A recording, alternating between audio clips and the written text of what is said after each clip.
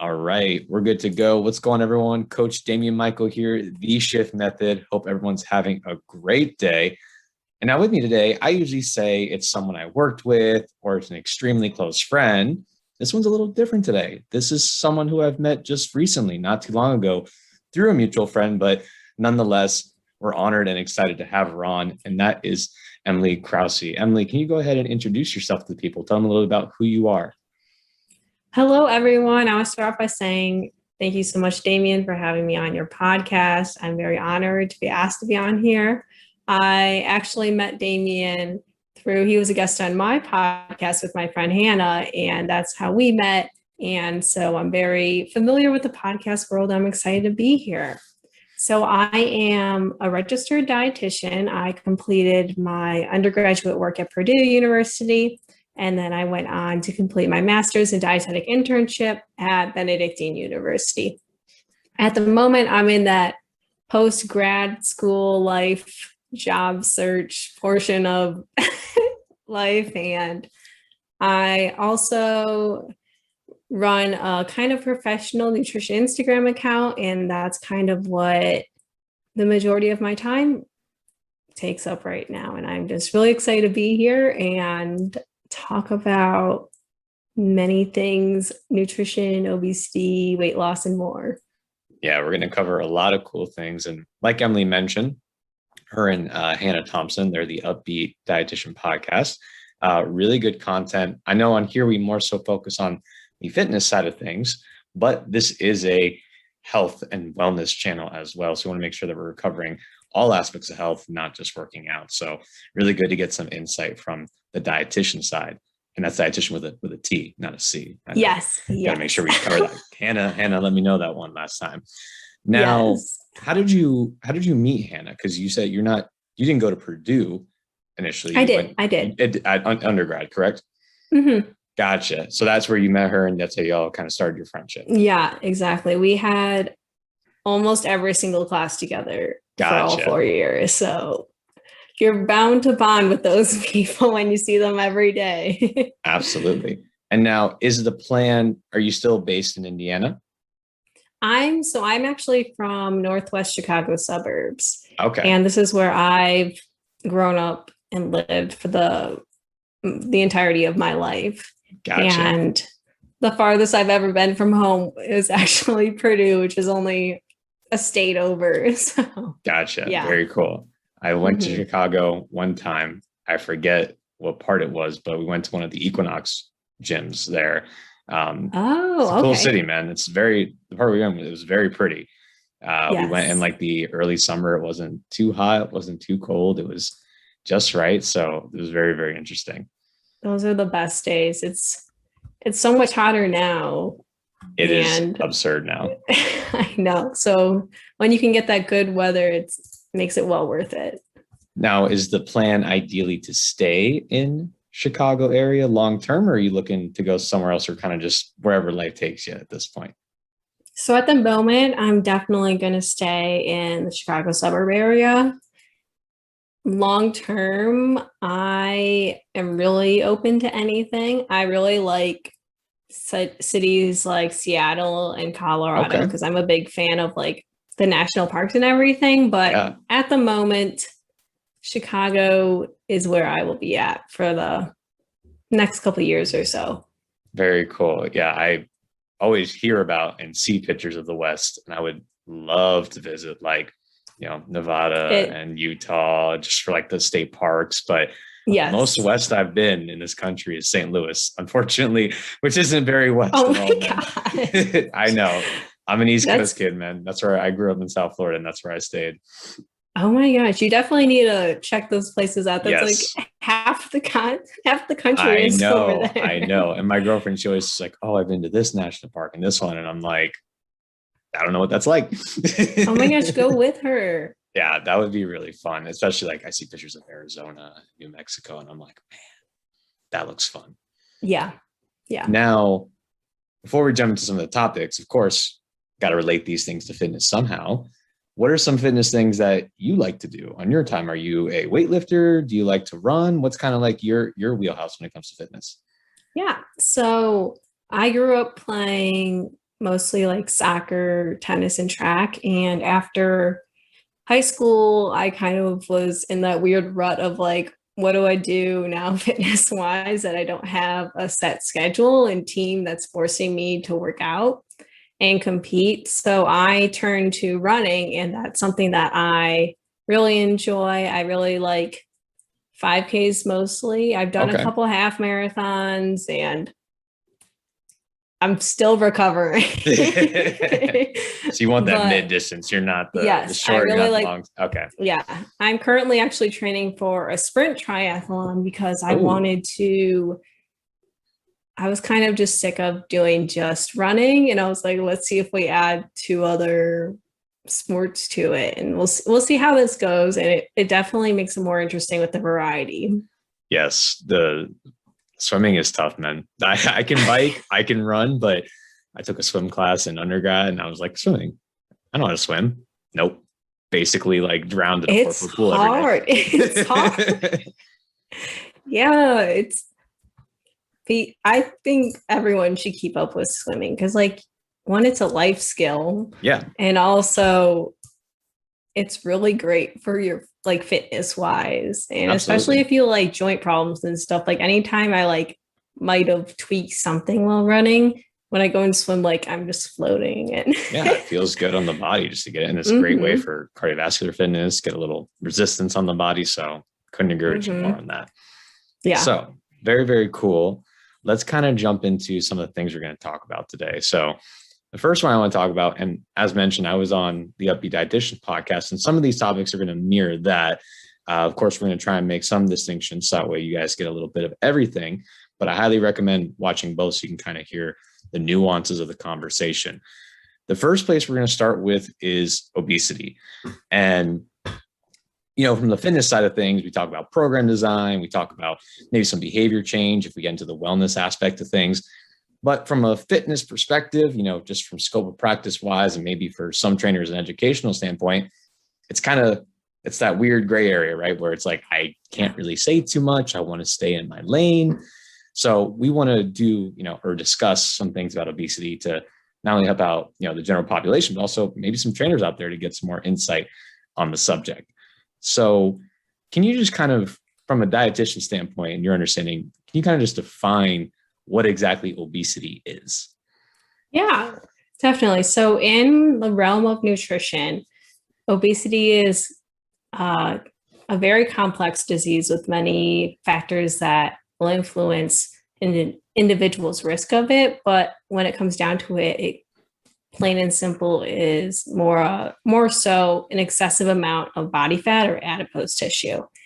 And like I said, it can be affected by your genetics, your environment, your diet, your physical activity levels, your stress levels, societal factors and influences, your economic status, age. So many different things go into this disease. But when most people think obesity, they might think like higher weight or larger size, but it really does come down to the body fat percentage or component of it.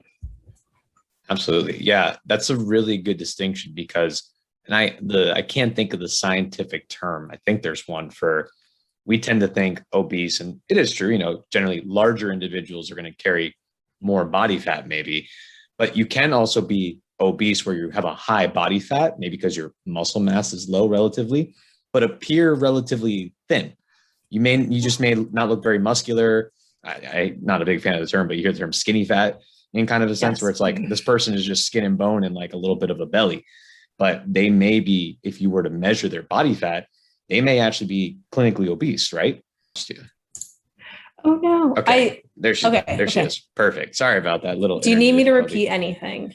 Yes, I'll make sure to cut that out. But I was talking about, is it true that, you know, it could also be people who appear thinner, but they may have a higher amount of body fat on them actually and be considered obese? Right. Yes, that is definitely very true. Obesity is not about what you see on the outside, and you cannot self-diagnose or like diagnose another person based off what they look like. But it really is about what is going on inside that we're going to need more clinical tools to diagnose. And oftentimes also obesity is correlated with BMI, which we will be going into later because I can go on a very long tangent about the issues with BMI, but oftentimes you might hear like that above 30 number classifies you as obese. But I know so many people that are like above that number and they're completely fine. It's just they have a very large muscle mass portion to their body, and also it doesn't take into BMI does not take into account body composition. 100%. I always tell people that too. BMI is one tool. It's an imperfect tool. I think we mentioned on your podcast a little bit, sometimes like if you take people who are over 30, you catch a good number of people, but also there are those people in that category, like take athletes or people who are very fit and just happen to be very large. They may just have a high amount of muscle mass, or they might just have they're a big body person, and then they're going to test positive. It's like, I'm healthy, I'm active, I'm obese. What's up with that? It's like, well, no, it's just a correlation, your height and weight for generality. It doesn't include necessarily your body fat percentage, which is what obesity actually is, which is important to make that distinction.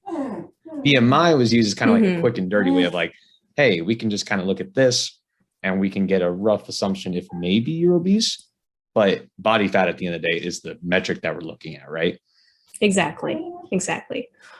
She's whimpering. Oh, I'm just going to let her out because I feel right.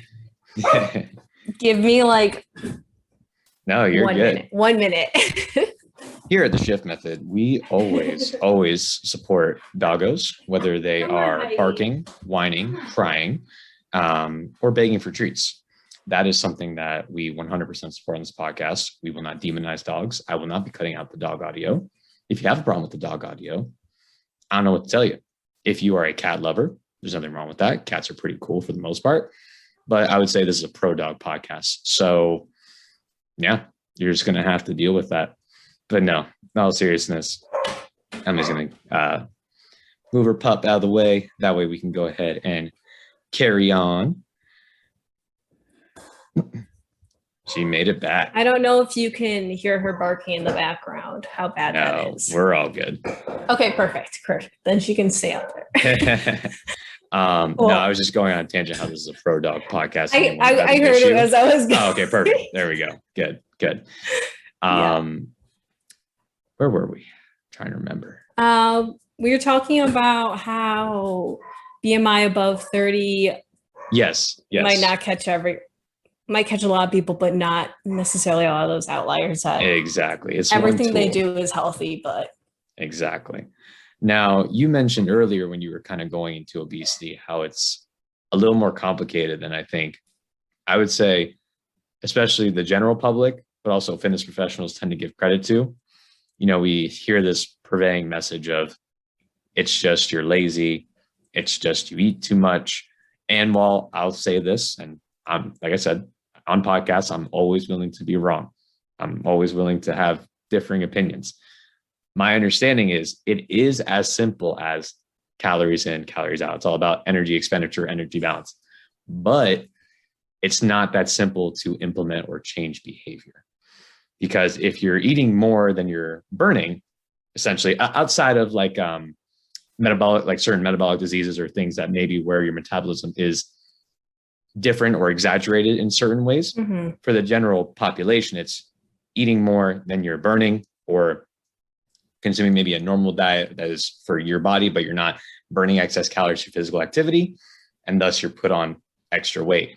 But just because it is that simple stat or that simple on paper, that doesn't take into account the other things you mentioned, like the socioeconomic status, the lifestyle, the how you were raised, like your environment or whatever else it may be.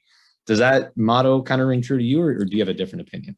I would say so. From the very simple standpoint, it is a lot correlated with that calories in, calories out. But those additional factors do play such a large role in an individual's life that they almost, I would say, pair on the same level in terms of effectiveness in terms of putting someone at risk for obesity. I think especially like genetics is one of the biggest components of that, where someone can, we've talked about this before when you came on our podcast, someone can eat the exact same way as someone else, someone can exercise the exact same way, and they're not going to look the same. And with those epigenetic factors that might be influencing them, it's going to really, especially if there's like a family history of obesity, then they'll definitely be at higher risk and might be more predisposed to it. So I don't know if I'd say that it is just calories ins and out. I would say I think it's calories ins and out, but also those other factors play just as big of a role. Gotcha. And yeah, I think that's important to highlight because, like I said, even if calories in, calories out is an important factor, saying it doesn't really do anything. And I'm all about if it doesn't help or change anything. Like if I just tell my client, hey, just eat less, move more. Oh yeah, I mean, is that a good idea? And so, yeah, it might be a good idea, but me just saying that is like, it's not doing anything productive to help the person. So do we talk about different strategies? Do we talk about different ways that you interact with your family or your meals at the dinner table? Or is it seeing a dietitian and maybe going over some strategies that you can work on together? That whole process is probably the more meaningful thing to attack than just, well, you just got to eat less, just eat less. Because clearly it's not working. And I'm sure they've heard that so many times, and hearing it again would just be like disappointing to them, because it really is about like figuring out what's going on in their life and how can we make this the most individualized so we can help their needs to the best of our ability with what situation they have going on. Yeah. So going off of the, like, I say the biopsychosocial aspects of whatever it may be, pain, in this case, obesity, what do you have to say to someone who, because I think a lot of people I'm going to speak anecdotally, I don't want to generalize everyone, but in the general public, they think obesity is a lack of dedication. It is laziness. It is, just you're not strong-willed enough. What would you say as a dietitian to people who have those preconceptions about obesity? I think they should really reflect on their own thought process. And something I actually did take note of and I wanted to discuss was the quality of life related to obesity, because there's so much discrimination against individuals who are of larger size, and also the fat phobia implemented into our mindsets is like absurd. And it really is, we need to take a lesson and kind of reflect on how we're thinking. Why am I thinking this way? Is this even appropriate to say? And let's try to stop that thought in our head before we do put it out into existence, because it's so much more than just being lazy. And you really don't understand what someone's going through until you've walked in their shoes. Like, you don't know what's going on behind closed doors. You don't know how their mental health is doing. If they might have physical health, like their social life, if there's a support system for them. You don't know any of that. So before you make some debatably unwarranted comments to someone, really think about how you don't know what's going on in their life. You don't know what they've tried, and you don't know what they're currently going through right now, because they're getting enough, I don't want to say hate, but there's definitely a sense of almost like uncomfort or like discomfort and bias toward individuals like that. Some examples were like not being able to find sizes at a store, or having to shop online because they weren't able to find sizes. And for a lot of people, like shopping, they really enjoy putting on the clothes and trying them on, but not being able to find sizes is so disheartening and very frustrating that it can take away from that experience. Additionally, the biases around when you see what someone's eating and you might make a preconceived notion about their size. Like, for example, on TikTok, I've seen videos of like a more slimmer, thin shaped girl who's like binge eating, and like she's like, look at all these things I ate in a meal.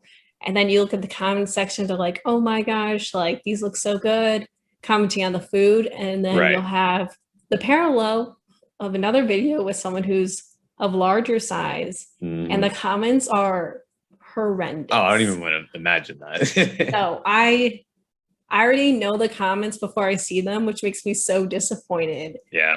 That people would say these things. And I'm like, really think like, in that case, you're hiding behind a screen, because it's much easier to be me behind a screen than it is to someone's face. But before you make comments like that, I guess really think about what your intentions are, and am I actually trying to help them? Yeah. And I know some people will say, well, if you don't say those things, means that I'm trying to help them and it's tough love. And to that, I would say, what's your success rate? Yeah. Because like we talked about, like, and we'll talk some stats a little later, like it's not getting better. It isn't. It's getting worse by the year. I would still say I'm seeing like a shift, and probably it's because the algorithm on my social media shows some positive things about mental health and obesity. But when I hear the general public, it's the same message that it's always been, which is you're lazy, you're fat, get away from me, you have, lack of self-control, yada, yada, yada. So yeah, I like the way you outlined it. And I think it could be summed up by saying empathy and compassion. Like try having some. And I know online it's easier to just take a little bit of aggression and a little bit of like, short, social clout and commentary just to get some likes. You're like, oh man, look at that. Burn that person. It's like, just think for a little bit, have some empathy. Like I said, you don't know what's going on between the person's ears. And I'll always say with fitness and your health in general, there's two sides to it, right? I'll always advocate for personal responsibility, meaning doing your best with what you got to make the most out of a situation, regardless of where you are. You have to want to change. You have to want to be active. You have to want to read a book if your goal is to read more. You have to want to change and get better. And most people do. Most people say, I want to lose the weight. I want to get better. I want to be in shape. That's part of it. But the second part is, what is their ability to change based on the other factors that Emily just mentioned? Did you have a family member that actually is involved in fitness and healthy eating? Do you live in a neighborhood that has access to, like grocery stores with affordable, healthy, nutritious food, or is it dominated by fast food, right? It's all these factors that you have to take into account with someone's environment, their mental health, that has to go into the equation. Boiling it down to one thing, just saying you're lazy, that's intellectually lazy, in my personal opinion. And I'm not trying to demonize people who think about that way. I think most of the time it's not like always just, poke at someone when I hear it from sometimes family members will say it to other people. And it's like, I can't believe you said that, but they're like, they think they're doing something good, but it's just hurting the person, man. It's making them more upset. Maybe they binge eat for a couple months and they lose like 5 pounds. You're like, oh my God. But then it's like, they go right back to where they were. And now they have this unhealthy behavior. And it's like, great work. Look what we did. Yeah, definitely. It's very unfortunate. Yes. But we're going to keep on trucking on. So now we talked about obesity. We talked about some of the biopsychosocial stuff about it. Got a little bit into social media, which is always good to bring up. So why do we care about obesity, right? So when we talk about this, we're going to talk about maybe some strategies regarding it from a dietitian standpoint. What are some of the health impacts associated with obesity in general? Yeah, so obesity there is a correlation between a lot of different chronic diseases, some of those including heart disease, diabetes, multiple different types of cancer. You could develop some digestive issues such as like heartburn, gallbladder disease, liver disease. And additionally, you could also eventually develop sleep apnea and osteoarthritis. And actually recently, very pertinent to the real world right now, is they found that individuals who carried higher body fat percentage experienced higher severity of COVID-19 symptoms. Yeah, I did remember hearing that a few times. And that's extremely unfortunate because it's, we want to try and protect people who are vulnerable in certain situations. That's unfortunate as well. I mentioned on yours, the other thing from my side, like the pain side of things is, higher sensitivity to pain or more frequency in experiencing pain, higher rates of depression, right? It kind of hits all like factors of health. It's not just like one thing like cardiovascular disease. It's this multitude of areas that it hits, which is unfortunate because then it's like all this one thing, which isn't a very simple thing, but this one thing is kind of branching out to all these other issues that it can cause. Yeah. Or vice versa. Maybe all the other issues or some issues are causing the obesity, right? And it's kind of very true. A lot of it is interlinked. So yeah, it's tricky to determine. Could be. Yeah. Yeah. Now, we kind of established a little bit about what it is and kind of some of the negative health outcomes that might be associated with it. So people might be thinking, well, okay, like, how do I know if I'm obese? So you mentioned, body fat percentage, right?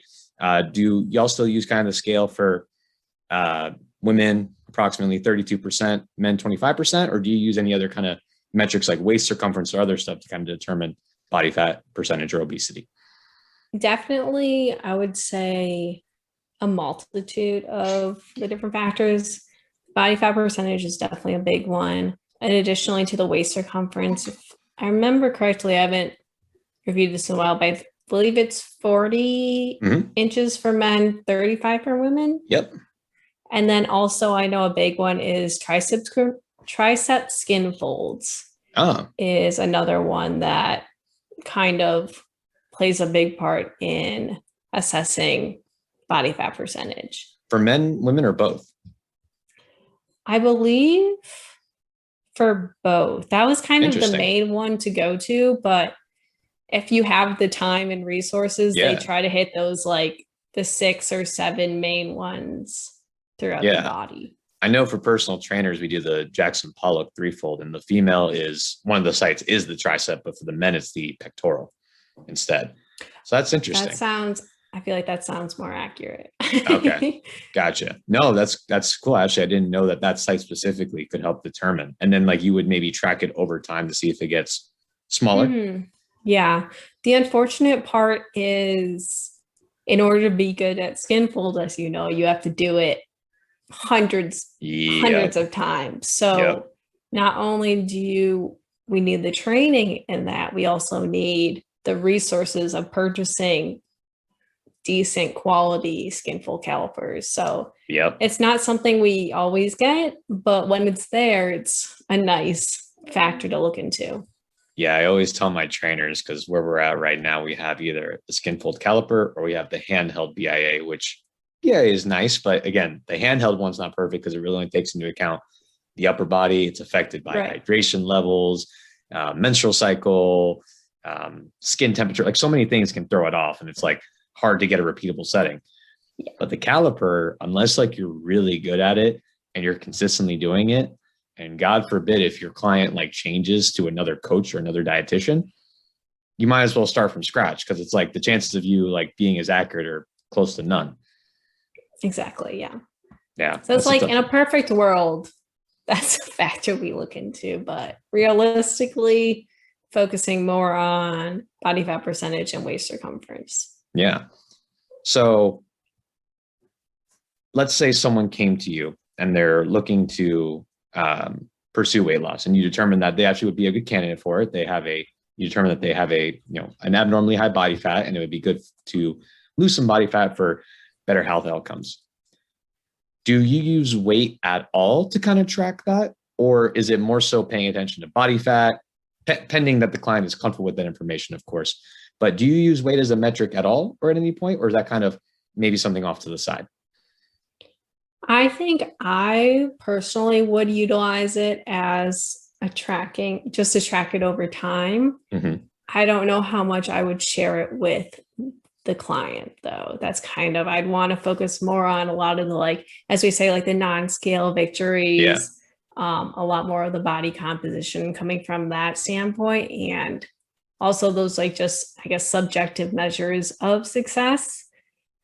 I think with tracking weight, with the I guess objective of weight loss, you kind of should be tracking it just to keep that on record somewhere, but it's not something that will be deciding how successful they are, and we'll be focusing more so on like that overall well-being.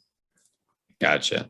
Yeah, that's something if I can tell, and I think I have a pretty good reading on clients when I meet them, if I can tell they're more shy and apprehensive about the scale, sometimes I won't weigh them at all. I'll say, hey, like, and I can tell they're a good candidate for weight loss. I'm like, let's just get started. Let's just get you active because you're not active right now. Let's have fun doing it. And then when your confidence goes up and it's still important to you, we'll check the scale bend, right? They'll notice other things, energy, waist size going down from their pants, shirts they'll notice things. If I have a client that's maybe on the fence and like, I want some good data to make sure my program is going the right direction, I'll do exactly what you said. I'll say, hey, go on the scale backwards. Don't even worry. Let me worry about that number. Just make sure my programming is good. And a lot of times that takes away a lot of the fear of anxiety. Like, okay, my coach has that number. I don't have to worry about it at all. Mm-hmm. Yeah. And that's also a good point. I liked how you're talking about the two different sides, but I want to bring into like a third side, the people that are obsessed with that number. That's a good point. I think that would be a good time to either even like weigh them less, so it's not even part of the discussion, and try to bring that focus more back to how we're feeling, how our clothes are fitting, stuff like that, because that obsession with the scale number is really not healthy. And if that's the entire objective behind the weight loss, then we might need to revisit some things and go back to our assessment of why are we trying to find the why behind why we want this, and not just to reach a specific number that will make us happy. Love talking about the why, man. It's like, I always give this example, but it's a good one. Client comes in, again, BMI not perfect, but they're 5'6", 100 pounds. And they say, I want to lose weight. Do you just say, okay, good to go? That's what they want. It's like, no, that needs a conversation, right? It's like, why do you feel like that is the goal that you want? Or why is that important to you? Do some digging, peel off the layers a little bit. And maybe you find out that they maybe meant something completely different. Maybe they meant, well, actually, no, I just want to like build some muscle and like, lose some body fat. Okay. Completely different thing. Right. Or maybe you find out that maybe I need to refer them out because they have some, unfortunate patterns of behavior or thoughts regarding food and the way they should look. So it's always important to start with your why, so you know that you're both starting on the same foot. Yeah. Yeah. And awesome. I think that's something also like listeners can think about, because I feel like it's such a common discussion that like, someone who is trying to lose weight right now. Like that's, I think, 100% guarantee. And taking that time to reflect about why exactly do I want to lose weight, or why does this person want to lose weight? Obviously, don't give out any unsolicited advice or make comments about people's weight, but that's definitely a good reflection question about the purpose behind and motivation for yourself about why you want to change. Yeah, couldn't agree more. Now, before we put a bow on the overview of obesity, which I think you did a wonderful job with, I don't want to skip over this. You mentioned like some general understandings of how obesity is more than just the biological side of things. There's the other things go into it. From a dietitian standpoint, kind of a health professional, noticing the trend of obesity going up over time and our health as a country going down over time, what do you think is some specific things that are causing these trends to occur? So I think I feel like there are just there's so many changes in especially like America over the past couple of decades that I don't even know if I could pinpoint like right now the top ones that I think are the strongest influences. But I definitely think the quality of food has a big part in it. And I guess like the affordability of food as well, because oftentimes when individuals think eating healthy, they think like organic, you have to eat gluten-free, you have to eat dairy-free, all these labels that a lot of like the diet industry has put and influenced onto marketing, where oftentimes when you see these labels, that's an excuse for the company to upcharge that. Exactly. And you can get just as good food that does not hit those different labels and requirements that are deemed healthy. So I think there needs to be a lot more education about how you can still eat healthy and make it affordable, because there's such like a polarizing effect of like, all this super healthy food is so expensive, I can't fit it into my weekly grocery budget. I'll just eat out because it's cheaper and convenient.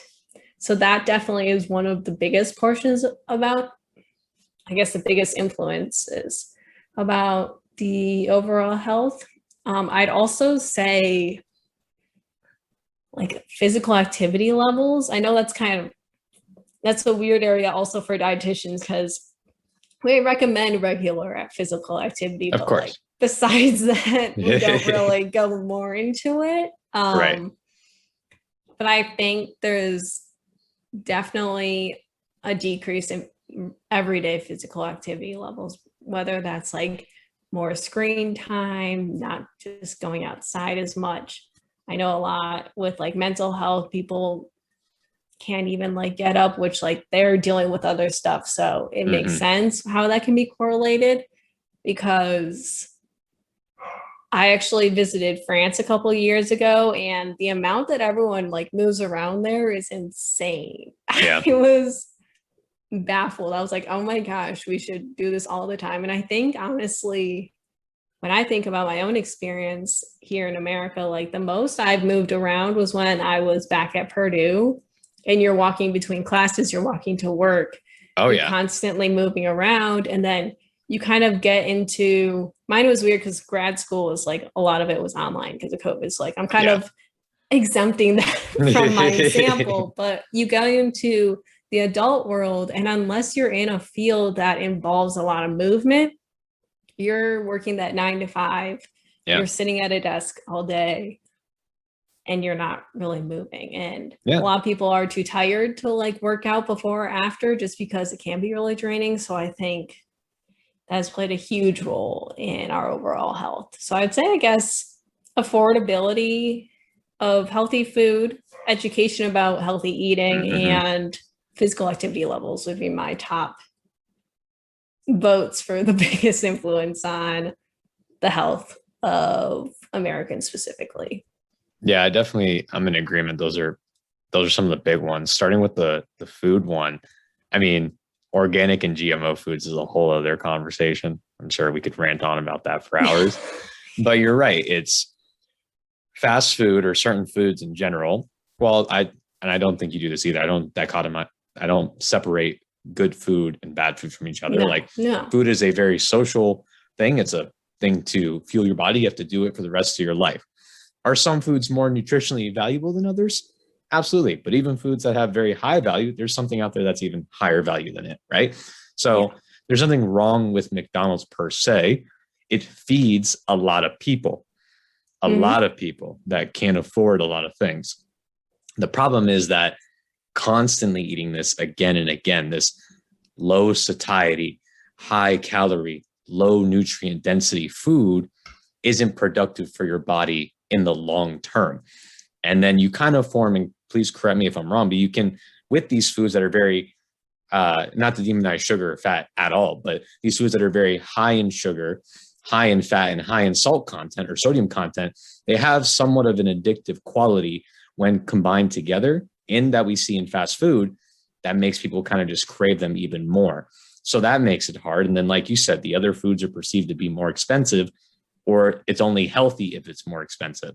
So that's a whole other can of worms. Like people think I can't eat healthy because I can't afford to eat healthy. an education side, I don't know how to eat healthy, right?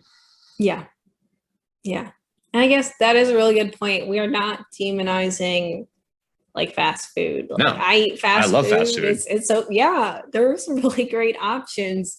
It's really about finding the balance between it and figuring out how you can include all these different types of food and still enjoy them, because Yes, when you gotta enjoy it, man. Oh yeah, you can't, if you're eating food you don't like because it's healthy for the rest of your life, you're going to be miserable. And Yep. food is such a huge component of your life. You're eating like 3+ times a day. You should be happy doing Might as well enjoy it. Yeah, exactly. I can throw down some Chick-fil-A, dude. Love Chick-fil-A. I thought about that because when you mentioned the whole, I'm backtracking a little bit, but this is important and funny. I eat a lot, right? I'm not a huge guy, but I'm 6 feet tall, like 180, 185, and I have a pretty good metabolism. I can eat a lot, and I am relatively lean and thin.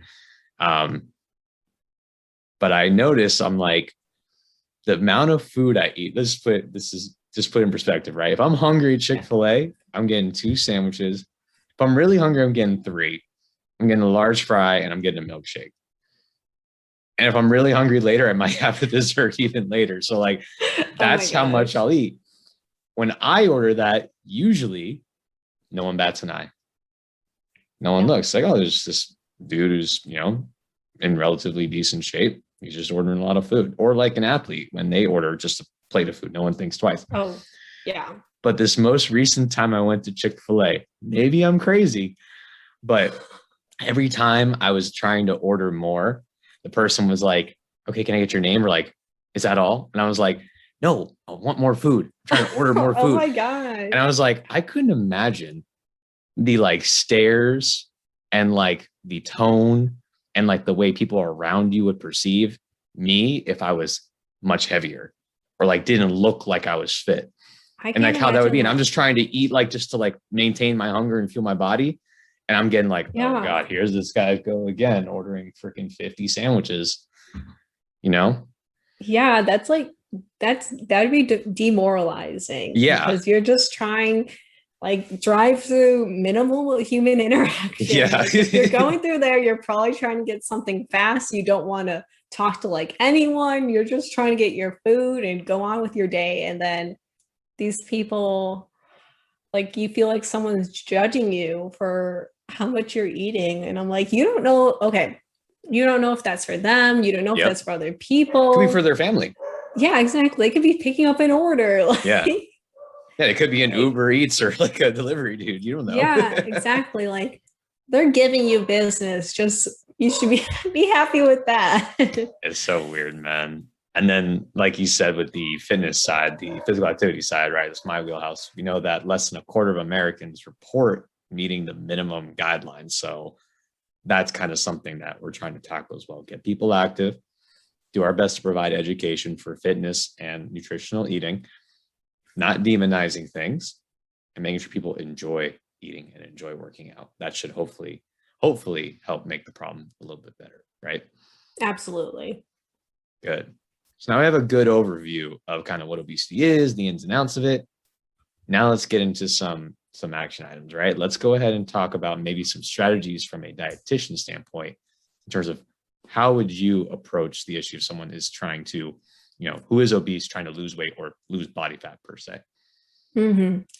So from a very clinical standpoint, a dietitian would typically approach weight loss as we recommend that like 200 to 500 calorie decrease each day. Mm-hmm. So that way, over time, you're in that caloric deficit and you'll lose weight. But that's unless an individual is tracking, that's hard to gauge throughout the day. So kind of what I recommend oftentimes with weight loss is trying to do like smaller portions, trying to increase your veggie and fruit intake often, because that has you can eat much more voluminous foods, so you'll feel more full, but they're very nutrient dense and not as high as in calories. But something really important to note with weight loss is when you're putting your body in a caloric deficit, it's going to try to combat those actions. It's not, your body's not just gonna be like, okay, time to get rid of this body fat. Like this is what they want me to do. It's going to try to maintain that homeostasis. So it's going to kind of rely on those sources that are more readily available, specifically your muscle stores and your protein stores. That's kind of one of the biggest ones your body will turn to when you're putting yourself more, not in starvation, but you're definitely decreasing your normal caloric intake. And that's why it's so important that you consume adequate amount of protein. And sometimes we also actually increase the protein a little bit to combat any potential muscle loss, because that's oftentimes an unfortunate part of weight loss, if not done correctly, is individuals actually might see decreases in muscle mass and not body fat, which no one going for weight loss normally is trying to achieve that. So that's why it's so important that you work with a dietitian who understands what you're eating and what you basically, they can like give you the rundown and help you through each day of what you should be aiming for. Additionally, with weight loss, we're not going to tell you to cut out your favorite foods. We're not going to tell you you're not allowed to eat Burger King for the rest of your life. We're not going to tell you that. You're like, you can't have dessert anymore. No more salty snacks. That's not something a dietitian is going to do. There is a way you can lose weight and still consume foods that you enjoy. That's one of the biggest messages we want to send out there. Like, oftentimes, we might get into this later with the different diets, but oftentimes there's fear mongering around food groups and sometimes even macronutrients. Like, you probably heard carbs are like evil. That's kind of one of the biggest things, I'd say, at least for the last decade. They've been public enemy number one in the nutrition world, but you don't need to cut out these huge groups of food to lose weight. That's going to only lead to a binge and restriction cycle, and you're gonna just feel really gross and not have any type of good time.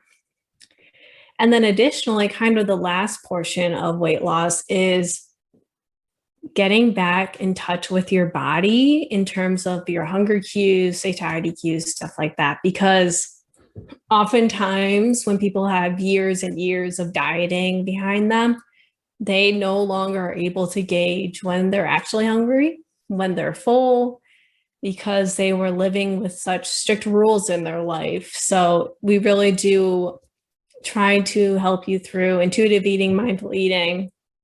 We can go into that more later, but trying to get you back in touch with what it feels like to be hungry. Or am I just craving food because I'm bored or sad? Like, very much being able to identify all these different factors and what's going on with your body, because dieting really does mess up a lot of your natural biological mechanisms.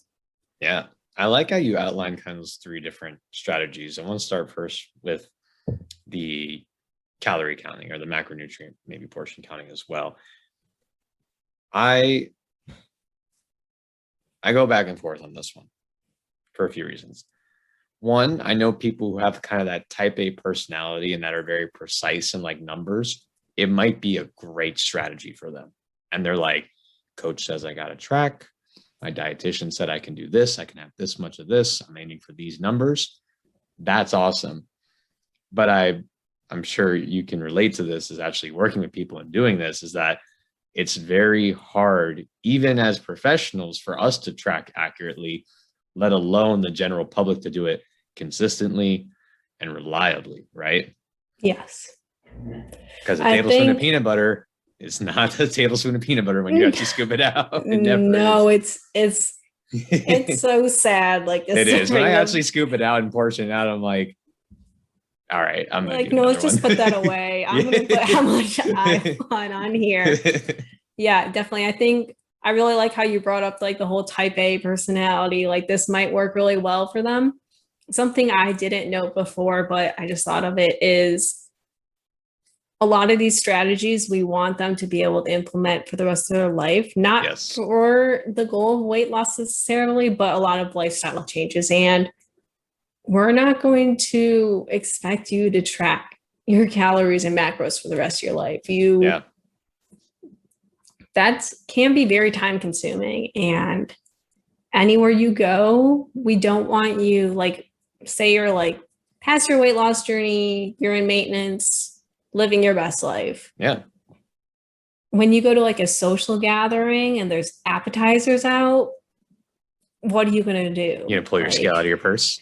Yeah, like, oh, can someone tell me the ingredient list of like No, this yeah. recipe and let me measure out how many I'm allowed to have? And I can, that's just not realistic It's not. to maintain long term. So it's definitely something I personally try to stay away from because people like get stuck on that. This is my calorie goal. I need to meet all these things, and it can become very obsessive. Yeah. And I try to go very much with like, let's add these things. Let's think about how our body's feeling, like trying to do more changes with them that will help them in terms of their overall lifestyle and in the long run, rather than, did I meet like 2,000 calories today? Yeah. Did I meet like 1,900? Right. That's got to be sustainable. Yeah. Yep. I like too that you mentioned, and this goes for anyone listening. If someone says you can't have a certain food, unless you're speaking to a doctor and it's about a medical condition, run. Because that's a bunch of bull crap.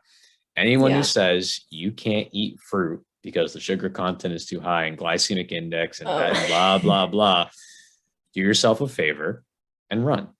If someone says that, like Emily mentioned, we'll talk about this later. If someone says that carbohydrates are bad and they cause diabetes and you're going to be fat and yada, yada, yada, run until your legs fall off.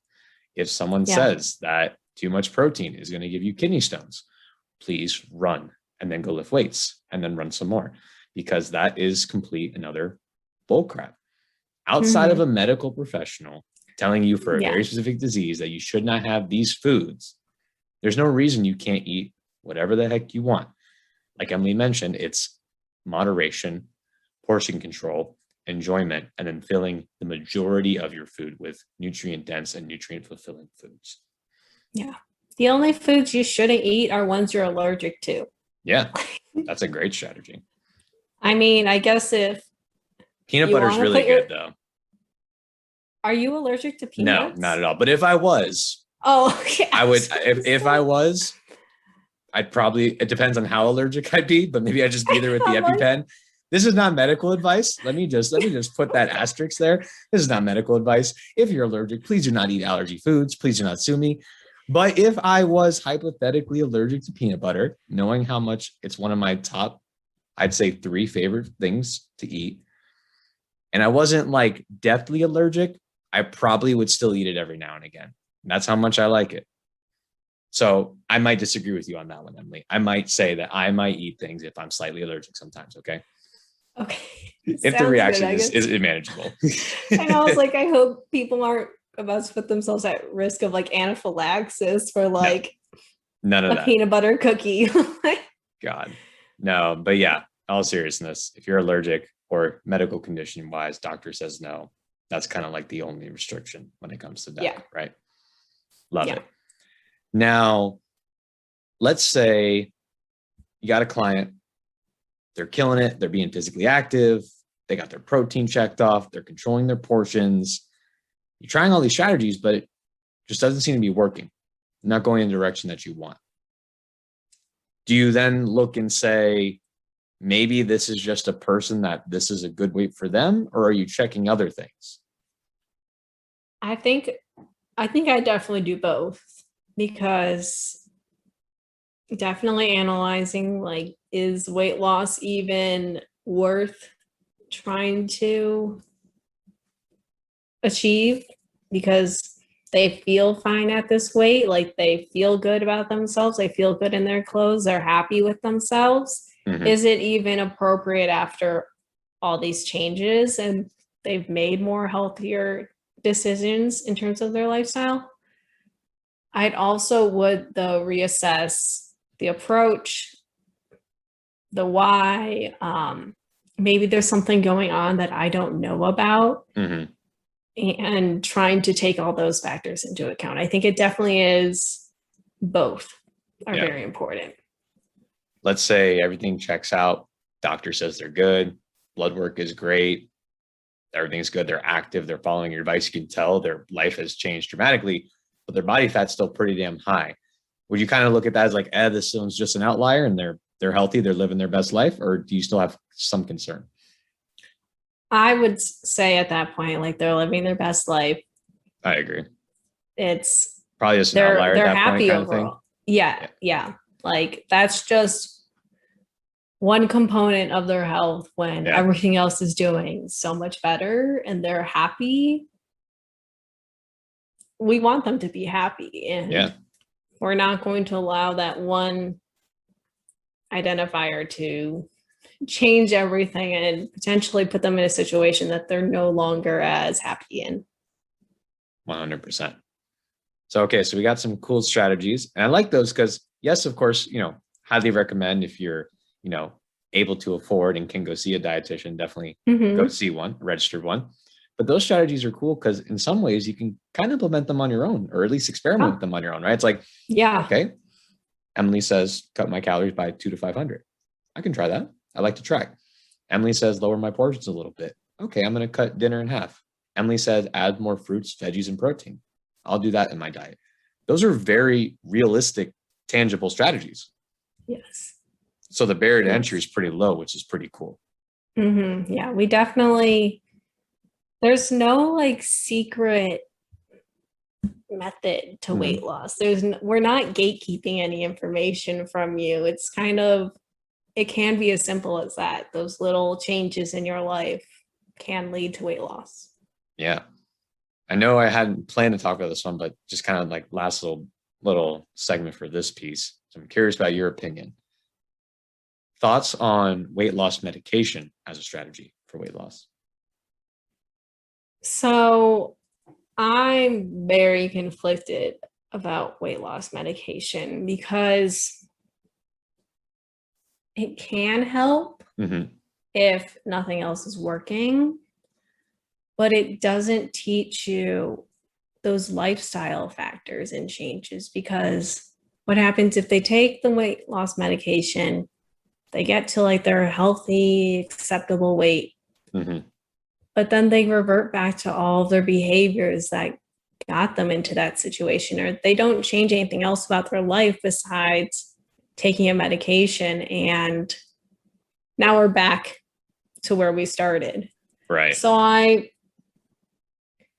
feel like I don't really deal a lot with weight loss medications because that's normally a physician is involved with that and it's prescribed by them.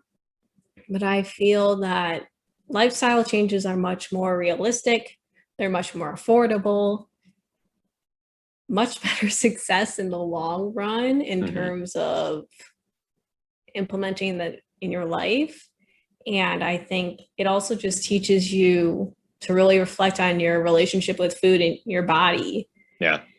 Which I think are much more valuable lessons. And you actually will take a lot more away from your entire weight loss journey compared to, I don't want to say easy fix, because getting in that situation was like hard enough. And I'm sure individuals already tell themselves very nasty things because self-sabotaging. And we don't need more of that. But the medication route, I wouldn't say is my top choice. Gotcha. And yeah, no, that's completely understandable. And I know that's, at least in my understanding, in like the conversation. It's a relatively new thing in terms of its popularity. I'm not very educated on it, but some things I do know, like maybe as like a last resort in combination with lifestyle. Because like you mentioned, right, just of course, maybe giving them the pills will help and get them to a certain point that might be better for them health-wise, but will they retain all those benefits lifelong if you don't combine it with lifestyle change? So definitely, like if it helps someone and like, it's good for them, sure, absolutely, 100% support. But making sure like they're also checking off those benchmarks of relationships with food, making sure I'm eating nutritious things, making sure I'm being active, right? Are we doing those things in combination? The medicine is just kind of that thing, that extra thing to help get you over the hump per se. Yeah. Yeah. Awesome. Love it. Love it.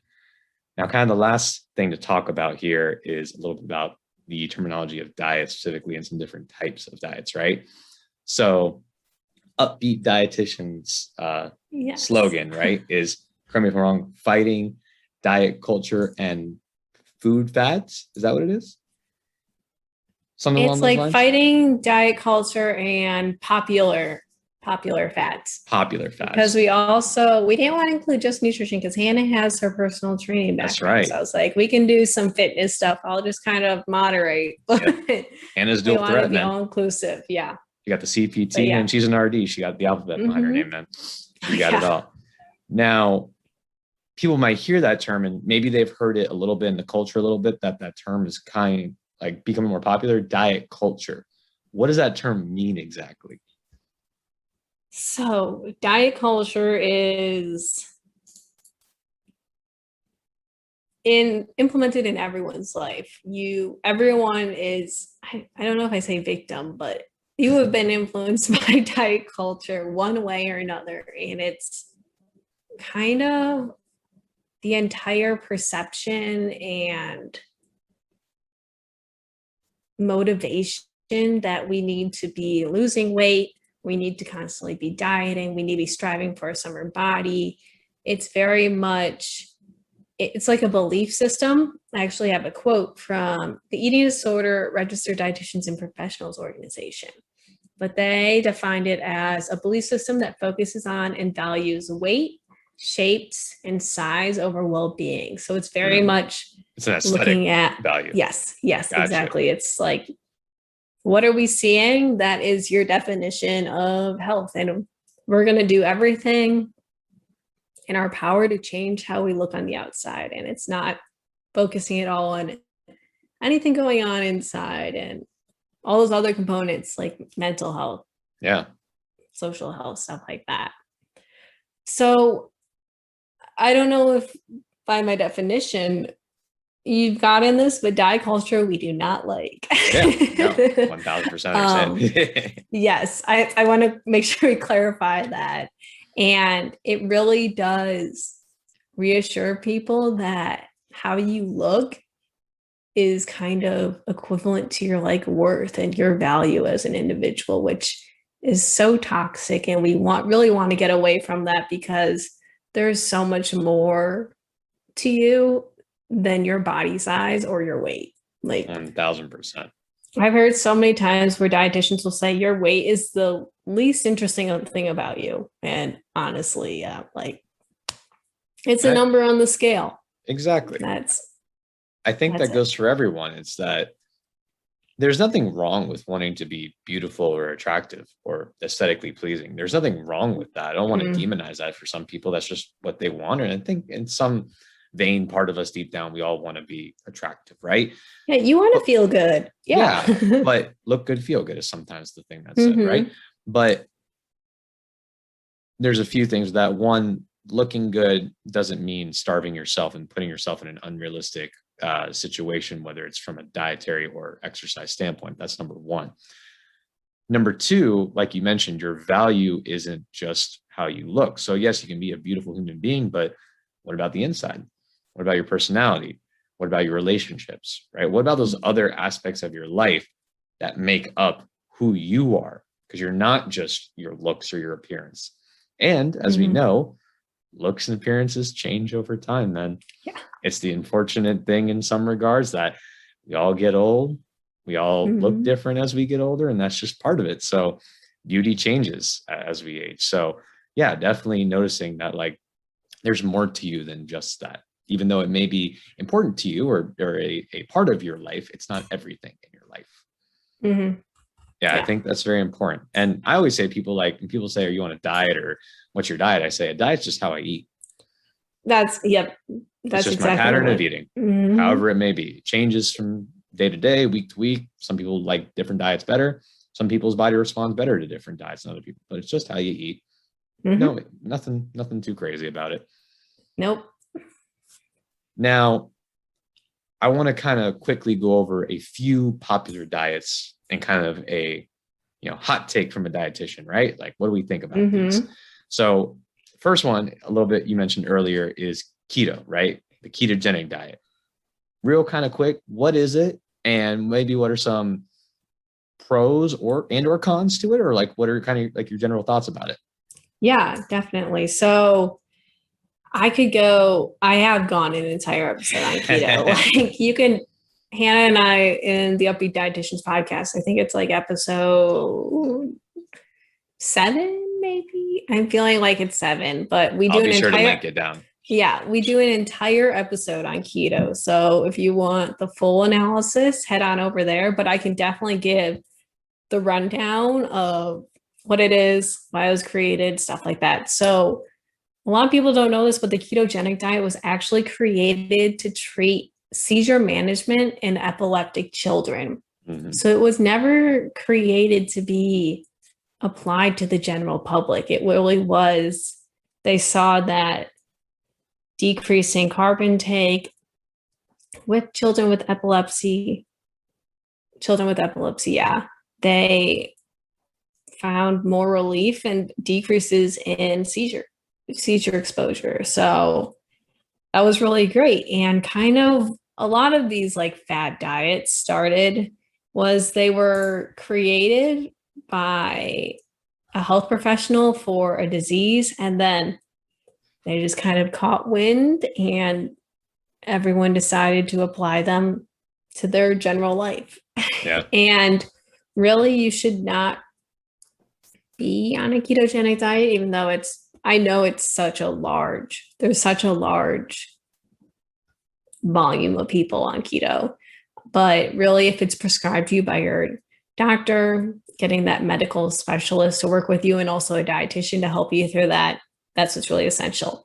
And kind of like, you might not know what the keto diet is. So it really emphasizes a high intake of fat. And they say about 65 to 75% of your calories should be from fat, which is really high. If you think about it, that's almost 3/4 of everything you're eating should be fat, which is butter crazy.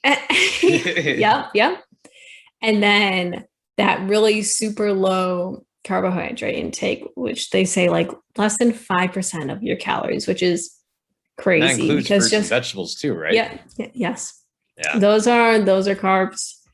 Those are not fats or proteins. So for perspective, a ketogenic diet recommends less than 50 grams of carbohydrate, and a low carb diet, which we might recommend for various diseases, is 50 to 150 grams. So even compared to like a low carb diet where we're putting a lot of restriction on it, it's even lower than that. Yeah. And it really does emphasize like foods like meat, fish, butter, eggs, cheese, cream, oils, nuts, avocado, stuff like that. And you need to restrict or like really limit yourself on like grains, rice, beans, potatoes, sweets, milk, cereal, and fruits and vegetables. It really is. It's a very restrictive diet and very hard to maintain. And kind of at the end of the day, the objective is to get yourself into a state of ketosis, which to be done has to be done very strictly, where you're watching your macronutrient intake very closely to actually be in ketosis. And this is when your body will revert to utilizing ketones as an energy source compared to like glucose, which you normally get from your carbs and various other sources. But if you have any type of cheat day or you don't meet those different requirements, you're already out of like ketosis. It's so hard to achieve and maintain. And I wanted to discuss the weight loss component of it because that's kind of the end goal for most of these fad diets is people are doing it for a means of weight loss. And typically they do see success with keto in this very short term, because when you're cutting out carbohydrates, the main energy store is glycogen in your body. And this is very largely composed of water. So when individuals cut out all these carbs, they're going to experience a lot of water loss. And it's very easy to lose water very quickly.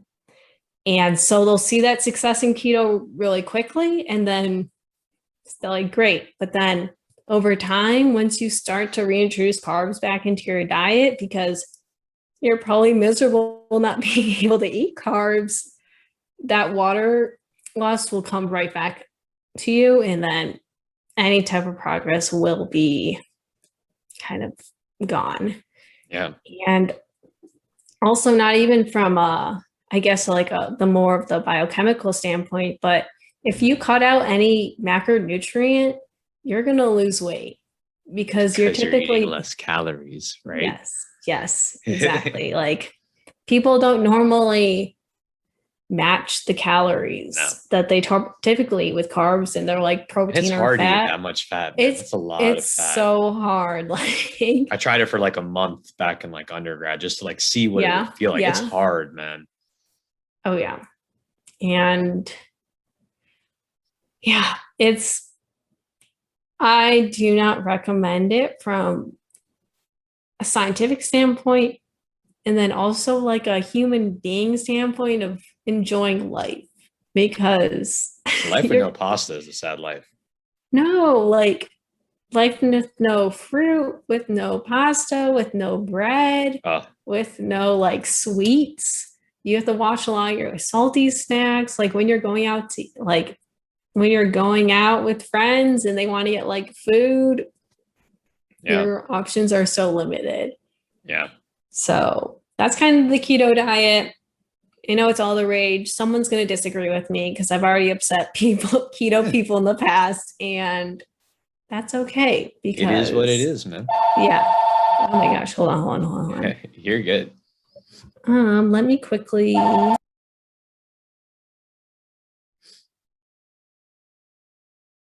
Yeah, the keto diet is a tricky one because, you know, the claim is like, oh, I lost all this weight. But I've looked at some studies when you look at it comparatively. First, they'll do studies where they let them self-select their calories pre-keto diet and then while they're on it. And almost always the calories are lower than they normally would. So they're like, oh, I lost weight. The water thing is I'm glad you brought that up. The water is huge. Like you said, they're called carbohydrates, right? There's a large water component to them. So you lose water. And if you are losing weight, it's probably because you're eating less calories. But even when you match it for calories, when you look at studies like normal eating, match calories, other diet, the outcomes are the same. And my understanding too, like the whole other maybe fad about it is that some people claim like, well, because you're using ketones, maybe free fatty acids or body fat as more so your fuel, it's better for body composition. I've heard that before, but I haven't really found much literature on it. Is there any validity to that at all? There is. I don't know much about the literature either, but what I do know about macronutrient metabolism is your body normally relies on glucose. You're good.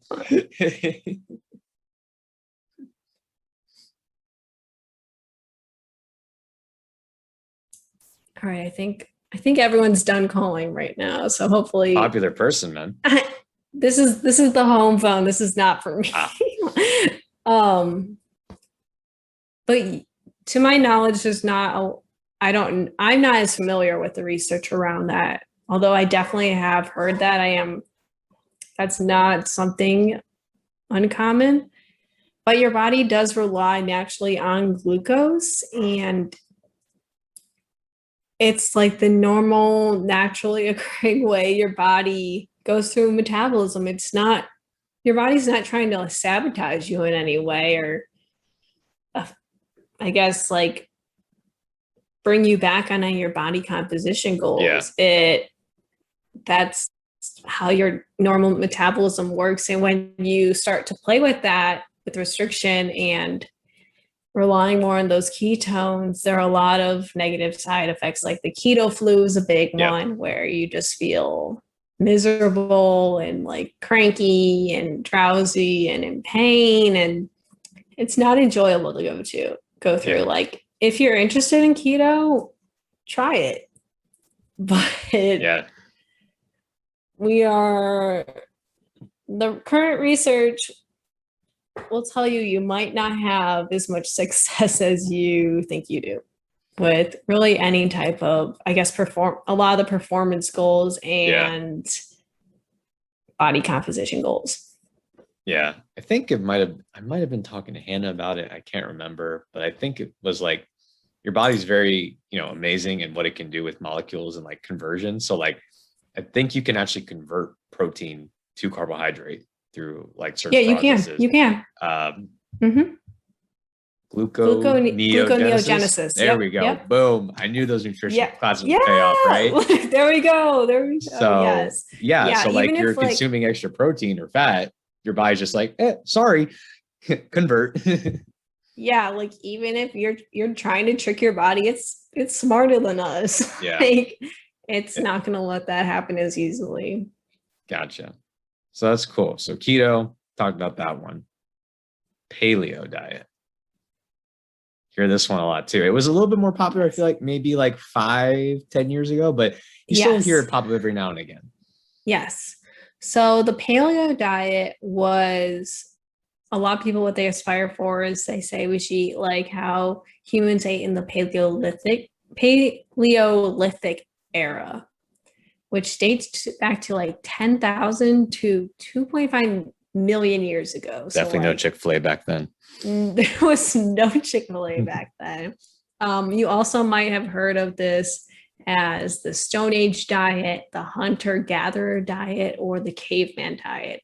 Caveman diets, I think, is really popular. I've heard of that one too a lot.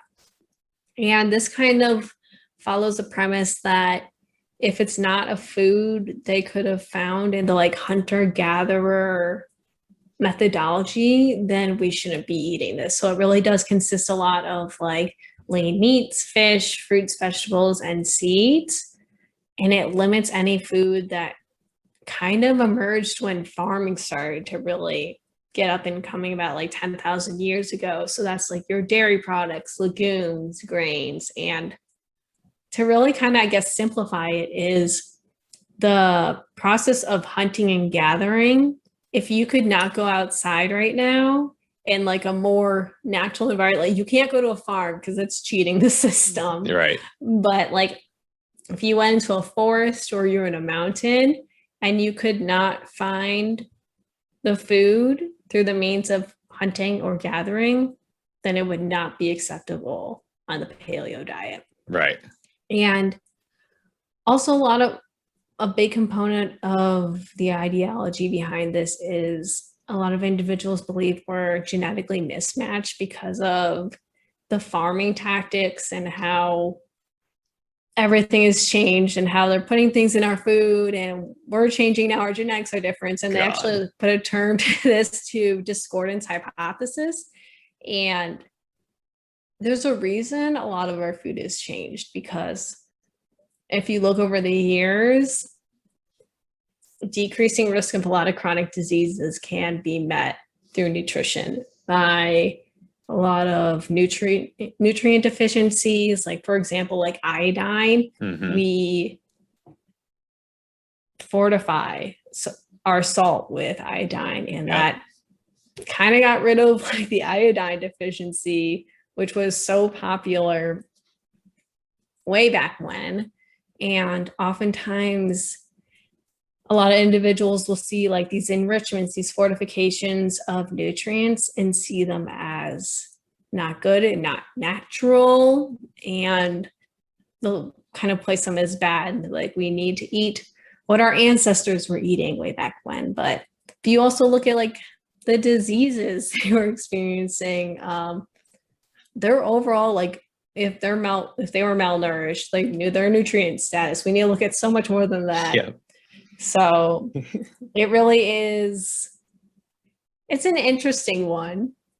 I really like, I wouldn't say I like hearing about it, but I feel like it has much more of a historical background to it. So that's kind of interesting. From a weight loss standpoint, it's kind of the same premise where oftentimes people will cut out all these foods and then they won't meet them with their equivalent to what they're allowed to eat. So they're in that caloric deficit. They're not allowed to eat grains. So once again, you're like pastas, your breads, your sweets, stuff like that. That's all going to be cut out, which is typically a little higher in calories. And especially if you eat that pretty often, you take that all out and you replace it with like meat, fish, fruits, and vegetables. You're going to be eating a lot less calories. Yeah. I was laughing so hard because you read my mind, right? My dark sense of humor kicked in and you're like, what were your ancestors eating back in the day? I'm like, pretty sure at some point someone was starving, right? And like they were not getting a good amount of food, or like getting proper nutrition, right? And I understand like surface level, like, we don't want to add a bunch of stuff to the food, all the chemicals. Like I get that. Mm-hmm. But I think what this does, and I'm all about like empowering people, I think it makes human beings sound very fragile. It's like, it does. We can't modify our food and our bodies can't adapt. People live in vastly different parts of the world with vastly different accesses to food. And you're saying like we can't adapt to our food. Also, people back in the day with their life expectancy wasn't very high. Their nutritional content wasn't very high. They had to spend their day foraging so they could get enough nutritional value from the crappy food and like how hard it was to eat the food because the food didn't like to be eaten, right? Plants sometimes adapt different ways, so it's harder to get to the food. And we made it easier. I remember watching this video. I'm going to do my best to link it if I can find it. It was a TED talk from this, I believe she was a scientist, and she was talking about the paleo diet, how it technically doesn't even exist anymore because we have modified our food so much. And thank goodness we had. Like she was showing pictures of like what true wild broccoli looks like. It's like unrecognizable. Or like the best was a true banana. True bananas are they're smaller, their skin is thicker, and they're covered in seeds. You can like barely eat them. You have to peel it and you have to pick out all these nasty seeds and you get like this not as sweet mush. And like, that's your banana.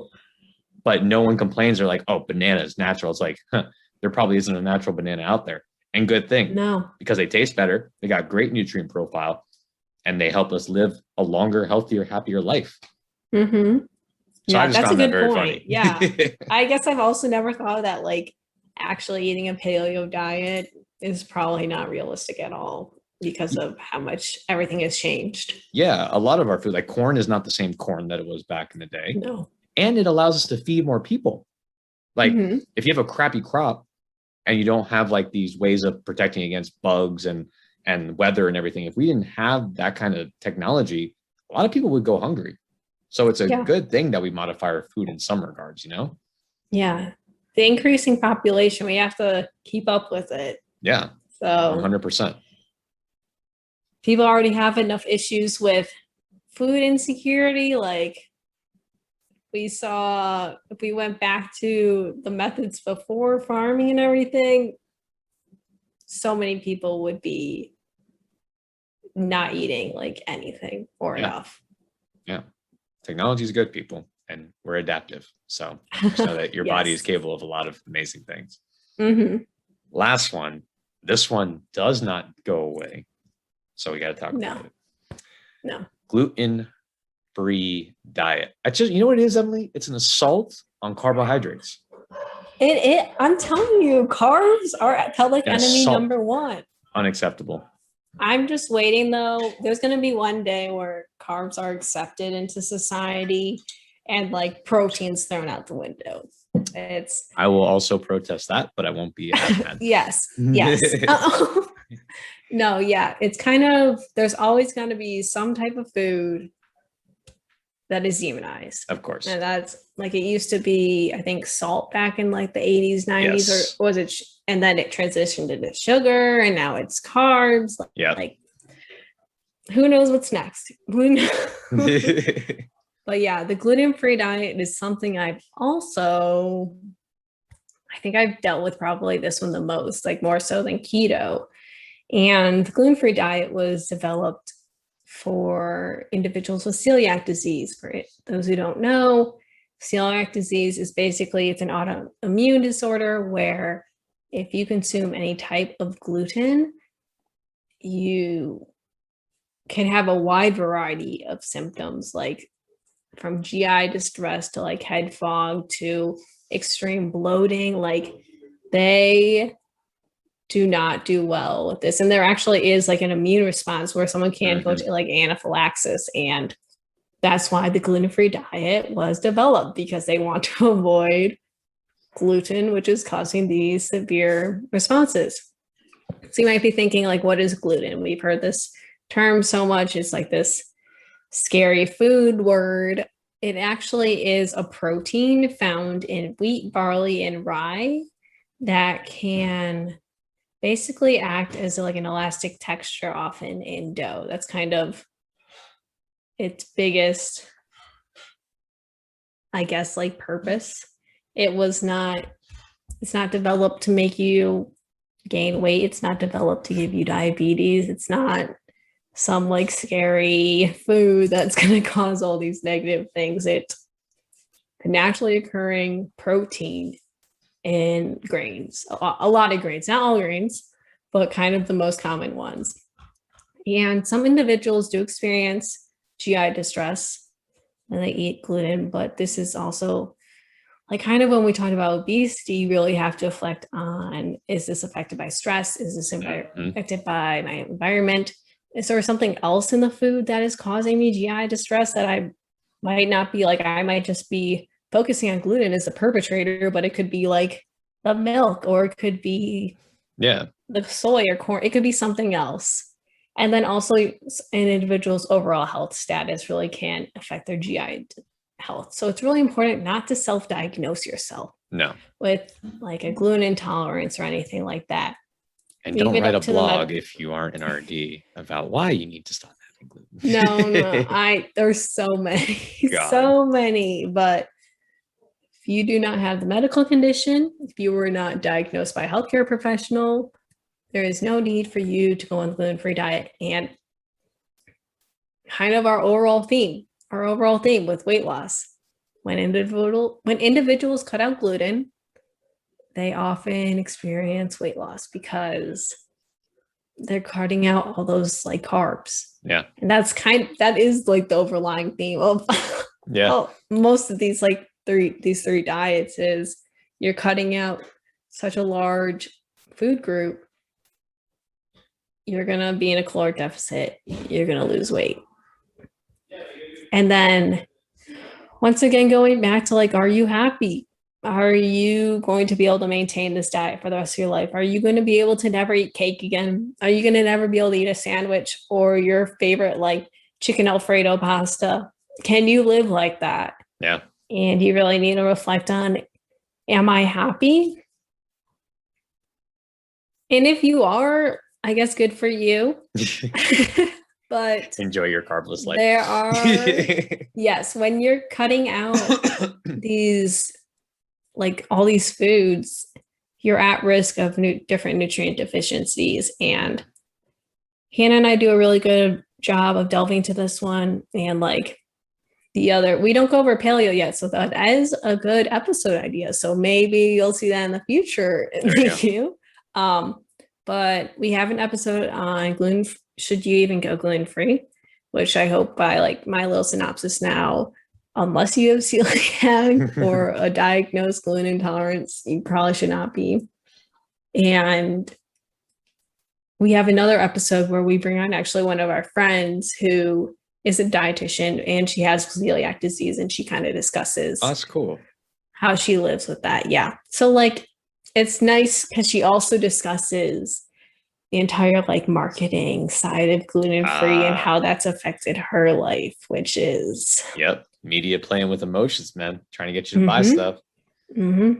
Yeah. So overall synopsis, I guess, of gluten-free, not necessary. you might experience weight loss, but not the best method to do so. Understood. If I had to summarize this podcast into a short tidbit, it's that carbs are wonderful. Do not ignore them. And if you like them, eat them. Exactly. That's the most important thing that we talked about this last hour or so. Yeah. Don't 100%. Let the media or like society scare you about food. That's right. No, but in all seriousness, Emily, I really appreciate you bringing some nuance to the table when it comes to talking about diet, talking about obesity, talking about the way we eat. And, you know, like you mentioned a lot of times, finding ways to make yourself happier, feel better, and just live a longer, better life. So really appreciate you bringing these cool conversations. I know I learned some cool stuff, and I'm sure our listeners are going to learn a lot as well. So thank you. Thank you so much for having me on. This is a great experience. I'm glad I could share some knowledge.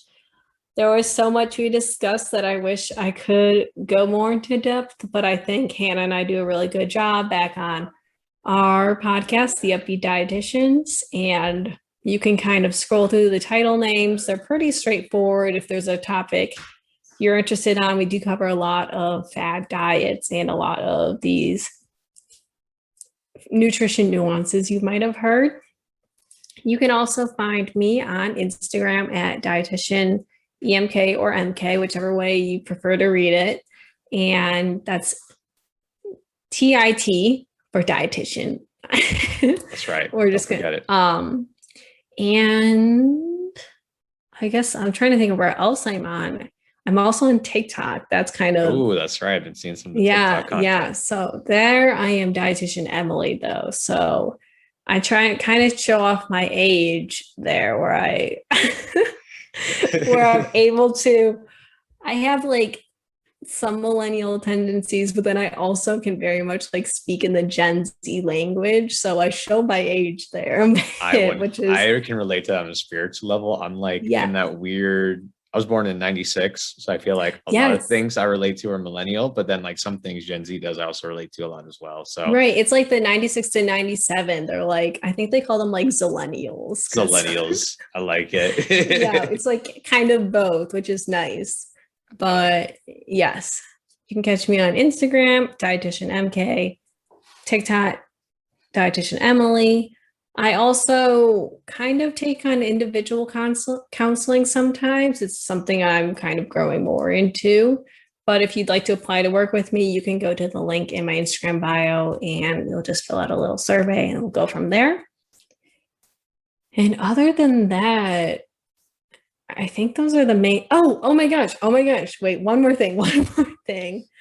Hannah and I opened up kind of like a product store. Yes. With the Up-Beet Dietitians, we're no longer not only a podcast, we also have apparel, we have accessories, mugs, all these fun things. So if you're a dietitian, if you're an RD to be like a dietetic student studying to be a dietitian, or even if you just really like nutrition and you want some cool swag for that, go check out our store. It's the upbeetdietitians.square.store, I believe, but I'll also give you the link to that just so I know it's the most accurate information. So be sure to check that out because there's so much fun stuff on there and we had a lot of fun creating those things. Oh yeah, I'll make sure to put all the links down there. Again, check her out. TikTok, Instagram, consults. Check out the apparel. It's really cool. I'm gonna be buying some myself. I really want that hat. I really want that tacos and margarita shirt potentially. So definitely worth checking out. And if you'd like to work with Emily, like she mentioned, please, message her using the links that I'll have available in the description. As always, y'all know where to find me. I'm on Instagram, _shift_method. You can go to my website, theshiftmethod.org. Still got t-shirts. We still have services available. I'm taking clients. So if you're in the South Florida area and you want some individual buddy or group training, please let me know. Or if you're somewhere else in the United States, let me know. I also do virtual coaching and program design. And of course, this just in, I'm also on TikTok now. So that's the _shift_method, making some more fun content there, but also some educational stuff from a fitness and just health, wellness, and life perspective. So be sure to check that out. Emily, thank you again so much. It was a pleasure having you on, and I hope to have you on in the future to talk about some more awesome things, because we're going to keep changing the culture. Awesome. Yes. Thank you. That's it, everyone. Bye-bye.